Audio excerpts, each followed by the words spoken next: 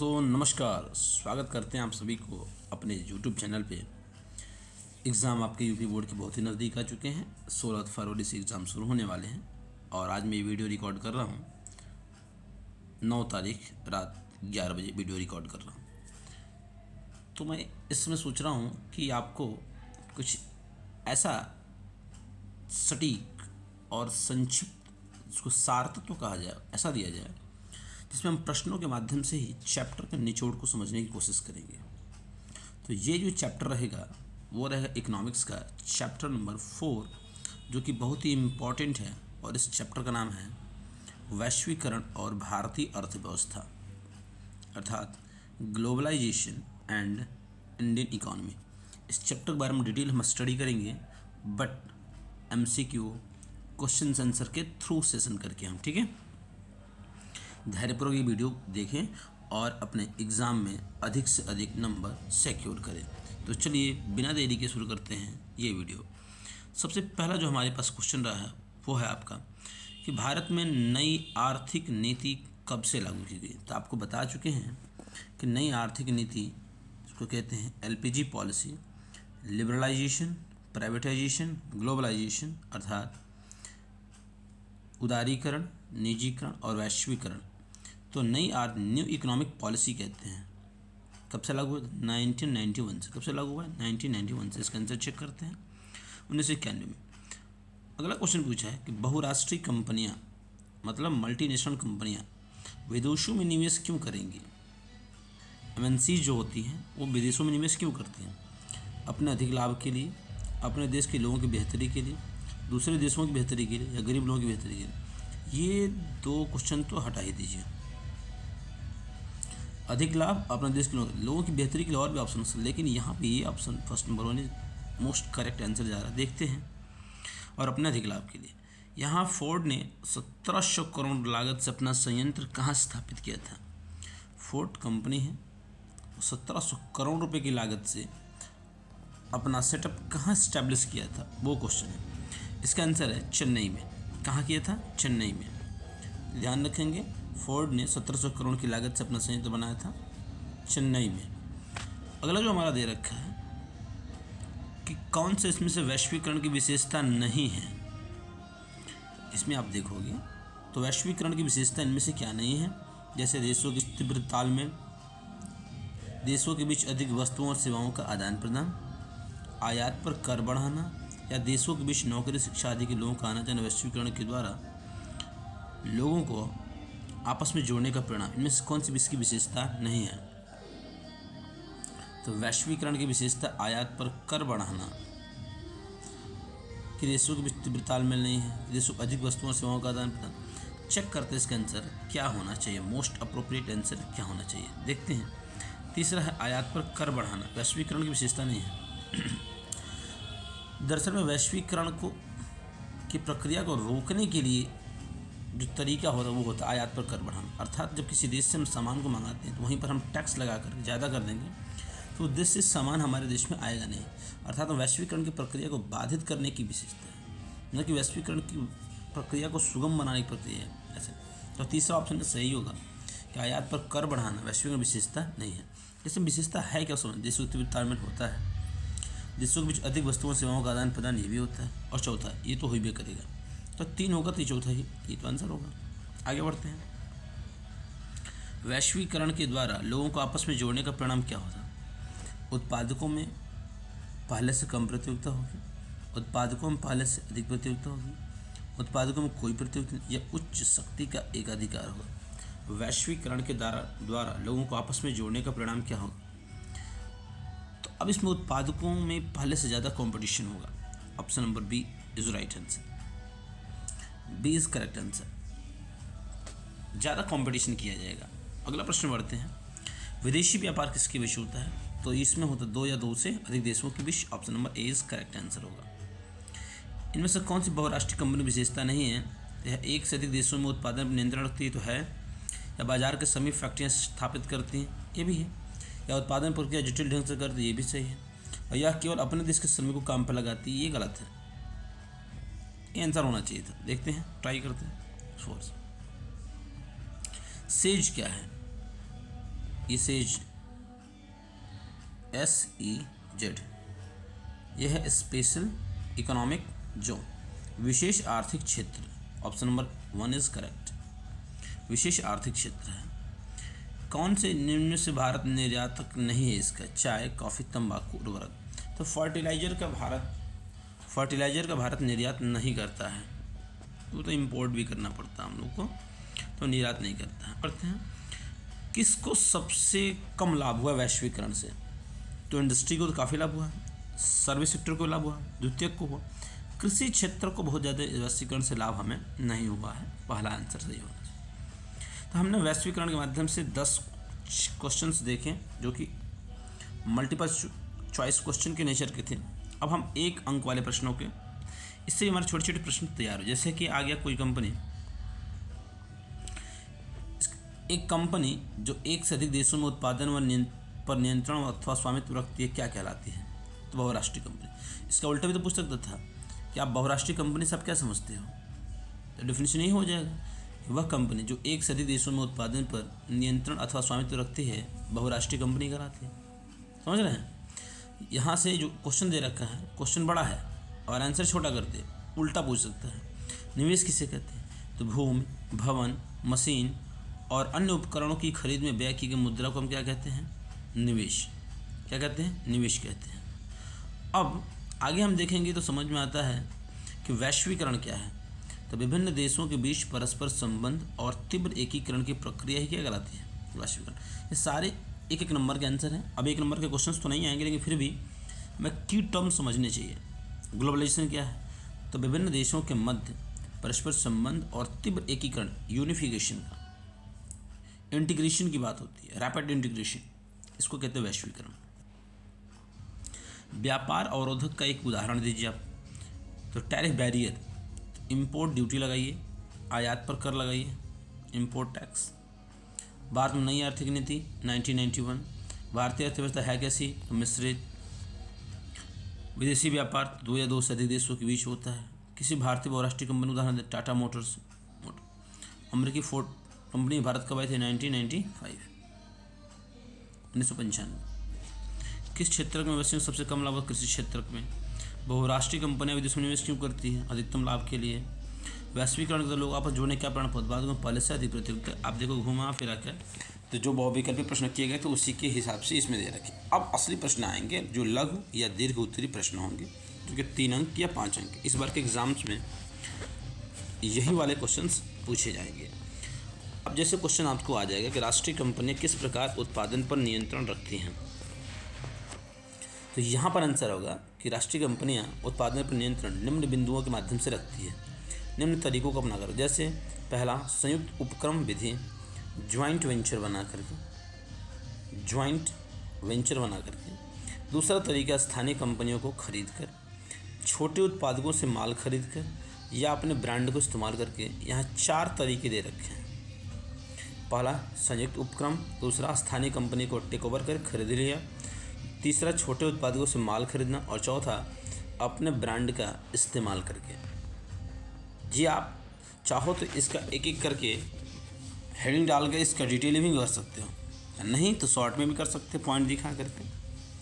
अब क्या रखा है कि किन कारणों से भारत में आर्थिक सुधार की आवश्यकता पड़ी थी। तो पहला तो कारण ये दिया कि भारत में राजकोषीय घाटे में वृद्धि बार, तो इसको कम करने के लिए आर्थिक सुधार की बहुत ज़रूरी है। दूसरा, प्रतिकूल भुगतान संतुलन में वृद्धि, बैलेंस ऑफ जो पेमेंट है इसमें रिवर्स गियर चल, प्रतिकूल स्थिति है और यही हमेशा लगातार बढ़ रहा है। साथ ही साथ हमारे विदेशी मुद्रा भंडार में फॉरेन जो एक्सचेंज होता है, फॉरेन रिजर्व, उसमें हमारे पास कमी दिखती है। कीमतों में वृद्धि, सार्वजनिक क्षेत्र के उद्यमों का कार्य संतोषजनक न होना और भारतीय कंपनियों को प्रतिस्पर्धा के लिए तैयार करना, ये कुछ पॉइंट्स है जिसके लिए हमें भारत में आर्थिक सुधारों की ज़रूरत पड़ी, आवश्यकता पड़ी। पहला, राजकोषीय घाटे में वृद्धि, प्रतिकूल भुगतान संतुलन में वृद्धि, विदेशी मुद्रा भंडार में कमी, कीमतों में वृद्धि, सार्वजनिक क्षेत्र के उद्यमों का कार्य संतोषजनक न होना और भारतीय कंपनियों को प्रतिस्पर्धा के लिए तैयार करना, ये सारी ज़रूरतें थीं जिसकी वजह से भारत में आर्थिक सुधार की आवश्यकता को महसूस किया गया। अब क्वेश्चन पूछ रखा है कि वैश्वीकरण की प्रक्रिया को प्रोत्साहित करने में टेक्नोलॉजी की क्या भूमिका है।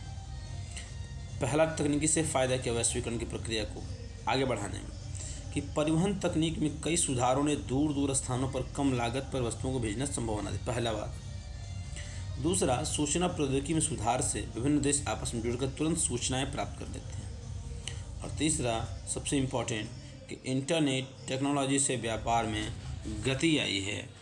हम वस्तुओं का आदान प्रदान एक दूसरे पर आराम से कर लेते हैं, पहुँचवा देते हैं। आगे देखेंगे तो वैश्वीकरण के कारण प्रतिस्पर्धा के कुप्रभावों का उल्लेख करो, अर्थात वैश्वीकरण के कारण कंपटीशन का बैड इम्पैक्ट क्या पड़ा है। जैसे कुप्रभाव क्या पड़ा है समझिए।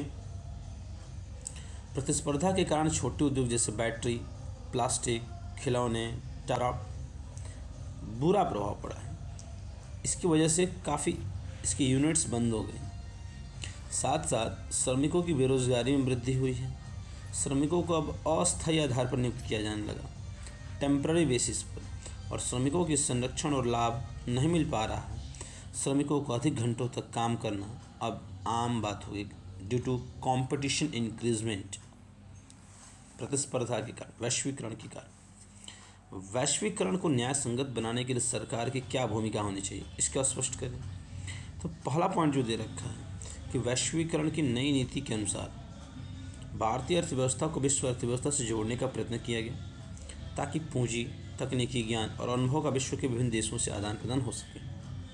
सरकार की भूमिका इसमें ये होनी चाहिए कि इंडियन इकॉनमी को वर्ल्ड इकॉनमी से जोड़ने का प्रयत्न किया है। और क्यों? क्योंकि पूंजी, तकनीकी ज्ञान और अनुभव का विश्व का एक देश से दूसरे देशों में आदान प्रदान किया जा सके। सरकार को माल की आयात पर से अनेक प्रतिबंध हटा दिए गए, आयातित माल पर कर कम कर दिया गया और विदेशी निवेशकों को भारत में निवेश के लिए प्रोत्साहन दिया गया। तकनीकी क्षेत्र को हर ढंग से उन्नत करने का प्रयत्न किया गया, तकनीकी क्षेत्र को हर ढंग से उन्नत करने का प्रयत्न किया गया। वैश्वीकरण का लोगों के जीवन में क्या प्रभाव पड़ा है? What is the impact of globalisation on the people? पहला बात कि अब उपभोक्ताओं के सामने पहले से अधिक विकल्प खुल गए हैं। ये क्वेश्चन पूछता है। उपभोक्ताओं को कम कीमत पर अधिक गुणवत्ता वाला उत्पाद उपलब्ध हो रहे। दूसरा पॉइंट, लोग पहले की तुलना में आज उच्चतर जीवन स्तर का मजा ले रहे हैं। तीसरा पॉइंट, उद्योगों और सेवाओं में नए रोजगार उत्पन्न हुए। चौथा पॉइंट, और पांचवा पॉइंट, उद्योगों को कच्चे माल इत्यादि की आपूर्ति करने वाले स्थानीय कंपनियां समृद्ध हुई हैं। कच्चे माल उत्पाद करने की बहुत सारी कंपनियां, लोकल कंपनियां अब बहुत ज़्यादा आ गई। ये हमारे पास लोगों के जीवन पर बहुत सारा प्रभाव पड़ा है। आगे जब बढ़ते हैं, इसमें देखने को मिलता है कि भारत सरकार ने स्वतंत्रता के पश्चात विदेश व्यापार और विदेशी विनिमय पर अवरोध क्यों लगाए? तो पहला बात इसमें आ रहा है कि विदेशी प्रतिस्पर्धा से देश के उत्पादों की रक्षा करने के लिए फॉरेन एक्सचेंज और फॉरेन ट्रेड पे भारत सरकार ने बैरियर क्यों लगाया? ट्रेड बैरियर इसको कहते हैं। पहला पॉइंट तो इसलिए लगाया कि विदेशी प्रतिस्पर्धा, फॉरेन कंपटीशन इसलिए वजह से क्योंकि विदेशी जो कंपनी है वो बहुत जायंट है, बहुत विशाल है, तो अपने धनबल के प्रभाव में छोटी कंपनियों को एक प्रकार से सीधे निकल जाएंगे, ख़त्म कर देंगे। तो उस कंपटीशन से देश के प्रोड्यूसर्स को बचाना। दूसरा, स्वतंत्रता से पहले अंग्रेज़ों ने सेंस भारतीय उद्योग धंधों को चौपट कर दिया था। स्वतंत्रता के बाद यहाँ भारतीय उद्योग स्थापित किए गए हैं, तो उद्योगों के विकास के लिए विदेशी व्यापार पर रोक अति आवश्यक थी। स्वतंत्रता के बाद भारत लगभग 562 टुकड़ों में बटा हुआ था और यहाँ परिवहन तथा संचार के साधन बहुत ही अस्त व्यस्त थे। स्वतंत्रता के शुरुआती वर्षों में भारत के वैदेशिक संबंध इतने सुदृढ़ नहीं बन पाए थे कि विश्व के अन्य देशों के साथ व्यापार विकसित हो सके। ये कुछ पॉइंट्स रहे हैं जिसके माध्यम से हम इस क्वेश्चन के आंसर फ्रेमिंग कर सकते हैं। अगला क्वेश्चन हमारा है, उदारीकरण और वैश्वीकरण की नीति अपनाने के फलस्वरूप भारत में कौन कौन से मुख्य परिवर्तन आए हैं? पहला, उदारीकरण और वैश्वीकरण नीति अपनाने के फलस्वरूप निजी निवेश का अधिक अवसर मिला है। लिबरलाइजेशन और ग्लोबलाइजेशन की वजह से हुआ क्या फ़ायदा हुआ है? तो पहला कि इन सबके अपना निजी प्राइवेट इन्वेस्टमेंट बहुत ज़्यादा बढ़ा है। फॉरेन जो हमारे पास एक्सचेंज रिजर्व है वो बढ़ा है। आईटी इंडस्ट्री का डेवलपमेंट हुआ है और गवर्नमेंट रेवेन्यू में वृद्धि हुई है, सरकारी राजस्व में वृद्धि हुआ है। फिर क्वेश्चन बनता है कि WTO क्या है, कार्य क्या है और क्या यह वास्तव में अपने कार्य को पूरा कर रहा है। तो WTO एक ऐसा संगठन जिसका उद्देश्य अंतर्राष्ट्रीय व्यापार को उदार बनाना और मुक्त व्यापार की सुविधा प्रदान करना है। कार्य विश्व व्यापार संगठन अंतर्राष्ट्रीय व्यापार से संबंधित नियमों को निर्धारित करता है और देखता है कि नियमों का पालन हो रहा है अथवा नहीं हो रहा है। वास्तविकता क्या है, विकसित देशों में अनुचित ढंग से व्यापार अवरोध को बरकरार रखा और दूसरी ओर विश्व व्यापार संगठन के नियमों ने विकासशील देशों के व्यापार अवरोधों को हटाने के लिए व्यवस्था किया है। विदेशी व्यापार और विदेशी निवेश में क्या अंतर है। विदेशी व्यापार विदेशों से वस्तुओं को खरीदने और बेचने की प्रक्रिया को कहते हैं, जबकि विदेशी निवेश अधिक लाभ कमाने के उद्देश्य जब MNCs बहुराष्ट्रीय कंपनियां मेजबान देश में धन से उत्पादन इकाई की स्थापना करते हैं तो उसे विदेशी निवेश कहते हैं। इसके अंतर्गत होता कि आयात और निर्यात की दोनों प्रक्रिया शामिल होती है। विदेशी निवेश में बहुराष्ट्रीय कंपनियों द्वारा किया गया पूंजी निवेश आता है। क्वेश्चन बना कि विदेशी निवेश आकर्षित करने के क्या कदम उठाए गए हैं। तो विदेशी निवेश आकर्षित करने के लिए सबसे जो अहम कदम कि आपको स्पेशल इकोनॉमिक जोन सीज बनाने पड़ते हैं और इन क्षेत्रों में विश्व स्तरीय सुविधाएं दीजिए। बिजली, पानी, सड़क, परिवहन, भंडारण, मनोरंजन, शैक्षिक सुविधा सभी उपलब्ध कराई जा रही हैं। इन क्षेत्रों में उत्पादन इकाई स्थापित करने कंपनियों को आरंभिक 5 वर्षों तक किसी प्रकार का कर नहीं देना पड़ेगा और इसको निवेश में आकर्षित करने के लिए सरकार ने श्रम कानूनों में भी जो लेबर लॉ है उसमें काफ़ी फ्लेक्सिबिलिटी लाने की परमिशन दे दी है। शुरुआत में स्वतंत्रता के पश्चात भारत सरकार ने विदेशी विनिमय, विदेशी व्यापार पर अवरोध क्यों लगा, इसका क्वेश्चन हम कर चुके हैं। आगे बढ़ेंगे, ये भी कर चुके हैं क्वेश्चन हम। इसमें देखते हैं क्या है कि विदेशी व्यापार से हमें क्या फायदा। विदेशी व्यापार से एक देश को विदेशी मुद्रा के अर्जन में सहायता मिलती है, संसाधनों का अधिक क्षमता से उपयोग होता है और विकास की संभावना और रोजगार में सुधार लाता है, जीवन स्तर में वृद्धि होती है और व्यावसायिक इकाइयों के विकास की संभावना होती है। आप इन सारे क्वेश्चंस को अगर आप चाहो तो क्वेश्चंस को नोट डाउन कर सकती हो, वीडियो को पॉज करके आप क्वेश्चन का आंसर रोक कर ये कर सकते हो, लिख सकते हो और इसे याद कर सकते हो। क्या हमारा प्रोसेस, क्या भूमिका रोल रहा है टेक्नोलॉजी का वैश्वीकरण की प्रक्रिया को प्रोत्साहित करने में, भी क्वेश्चन हम कर चुके हैं। आगे बढ़ेंगे, 4-5 बिंदुएं थी, इसमें 3 ही दे रखा है, ये भी कर चुके हैं। कौन कौन से परिवर्तन, ये भी कर चुके हैं। विशेष आर्थिक क्षेत्र क्या है, ये भी कर चुके हैं। विश्व व्यापार संगठन, ये भी कर चुके हैं।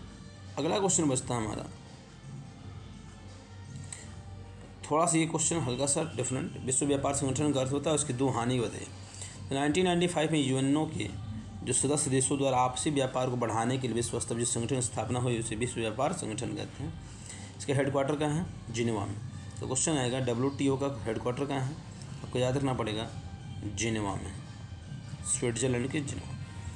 हानि क्या है, विश्व के विकसित देश विकासशील देशों के आंतरिक मामलों में दखल दे सकते हैं और विकसित देश कोई महत्वपूर्ण फैसला स्वयं लेते हैं। वे विकासशील देश अर्थात निर्धन देशों से परामर्श नहीं लेते हैं। सरकार की क्या भूमिका हो सकती है, इस पर भी हमने देखा है क्या कैसा होता है अपना। विदेशी व्यापार, विदेशी निवेश में अंतर देख लिया है। अब कुछ बड़े क्वेश्चन के माध्यम से देखते हैं, जैसे WTO किस प्रकार से विकसित देशों के पक्ष में और विकसित विकासशील से अन्यायपूर्ण है। ये क्वेश्चन थोड़ा सा लंबा है, देखते हैं। WTO एक ऐसा संगठन है जिसका ध्येय अंतर्राष्ट्रीय व्यापार को उदार बनाना और अंतर्राष्ट्रीय व्यापार से संबंधित नियमों को निर्धारित करना और उसका पालन करवाना। यद्यपि यह सभी देशों को मुक्त व्यापार की सुविधा देता है, किंतु विकसित देशों ने अभी भी व्यापार अवरोध को बरकरार रखा है। जैसे कृषि उत्पादों के व्यापार पर विकसित देश अपने किसानों को व्यापक सब्सिडी देते हैं। इसका दूसरा पक्ष ये भी है कि समान व्यापार की शर्तें होने के बावजूद विकासशील देशों में प्रौद्योगिकी मतलब टेक्नोलॉजी और पूंजी के अभाव के कारण प्रतिस्पर्धा में वो पिछड़ जाते हैं, जो अंत में विकासशील देशों के नुकसानदेह और विकसित देशों के फायदे में रहता है। अतः महत्वपूर्ण फैसलों में विकसित देश विकासशील देशों पर तरह तरह के दबाव बनाकर अपने पक्ष में फैसला करवा लेते हैं। अगला क्वेश्चन बनता है कि क्या वैश्वीकरण सभी के लिए लाभप्रद नहीं रहा है, क्या न्यायसंगत वैश्वीकरण के लिए कुछ कदम उठाए जा सकते हैं। तो वैश्वीकरण आज के समय में सच्चाई है, किंतु शिक्षित, कुशल और संपन्न लोगों ने इससे मिले नए अवसरों का सबसे ज़्यादा उपयोग किया है। दूसरी ओर ग्रामीण क्षेत्रों के मजदूरों, अशिक्षित, इन सब का लाभ में हिस्सा उतना नहीं मिला। तो अधिक न्यायसंगत बनाने के लिए क्या क्या कदम उठाए जाने चाहिए, इसको निम्न बिंदु के माध्यम से देखा जा सकता है। जैसे सरकार को सुनिश्चित करना चाहिए कि श्रमिक कानूनों का उचित क्रियान्वयन हो और श्रमिक को अपने जायज़ अधिकार मिले। छोटे उत्पादकों को कार्य निष्पादन में सुधार हेतु सरकारी मदद में प्रोत्साहन मिले, जिससे वह प्रतिस्पर्धा में बने रहें, युद्ध छोड़कर भागे न। विश्व व्यापार संगठन में विकसित देशों के वर्चस्व के विरुद्ध समान हित वाले विकासशील देश मिलकर लड़ाई लड़े उनके खिलाफ। उद्योगों या अन्य विकास कार्यों के लिए अधिग्रहित की जमीनों के बदले न्याय संगत मुआवजा मिले, ये कुछ पॉइंट्स के माध्यम से हम देख सकते हैं। अगला, वैश्वीकरण के फलस्वरूप भारतीय उद्योगों को क्या लाभ हुआ है। पहले उपभोक्ताओं के पास उचित और व्यापक विकल्प मिला, गुणवत्ता में वृद्धि हुआ, रोजगार के नए अवसर में वृद्धि हुआ और प्रतिस्पर्धी मूल्यों पर वस्तु और सेवाओं की उपलब्धता हो गई। वैश्वीकरण का क्या एक समान प्रभाव पड़ा है? नहीं, तो क्यों? क्योंकि आधुनिक संसाधनों की असमान उपलब्धता है, असमान वितरण है, सूचना एवं संचार प्रौद्योगिकी का अधिकार होने से विज्ञापन विचारधारा भ्रम फैलाने की स्थिति पड़ती है। क्या कदम उठा सकते हैं सरकार वैश्वीकरण को प्रभावशाली बनाने के लिए? कानूनों का पालन करवाएं, श्रमिकों का अधिकार दें, छोटे उत्पादकों में सुधार के सरकार के संगठन बनाएं। आपके विचार से किन कारकों ने वैश्वीकरण संभव बनाया है?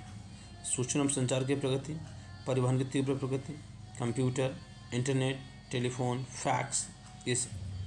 भारत सरकार द्वारा स्वतंत्रता के बाद विदेशी व्यापार और विदेशी निवेश पर प्रतिबंध क्यों लगाया गया था और इस प्रतिबंध को बाद में क्यों हटा दिया गया? रोक क्यों लगी थी?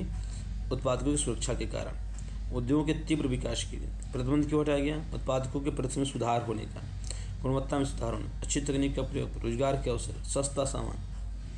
भविष्य में क्या वैश्वीकरण जारी रहना चाहिए? आपके विचार में आज से 20 वर्ष बाद विश्व कैसा होगा? तो होगा क्या? नज़दीकियाँ बढ़ेंगी, विदेशी व्यापार वृद्धि होगा, विकास और गुणवत्ता में सुधार और मूल्यों में कमी हुई, उत्पादकों में प्रतिस्पर्धा आएगी। इस प्रकार से इस चैप्टर को हम पूरी तरह फिनिश कर चुके हैं। आप इस चैप्टर को बार बार देखिए और रिवाइज फास्ट करिए, 1.5 स्पीड करके आप आराम से वीडियो को तेज़ी से देख सकते हैं। तो मिलिए अगले वीडियो में, मिलते हैं आप सब। तब तक के लिए दीजिए इजाज़त। बहुत बहुत धन्यवाद।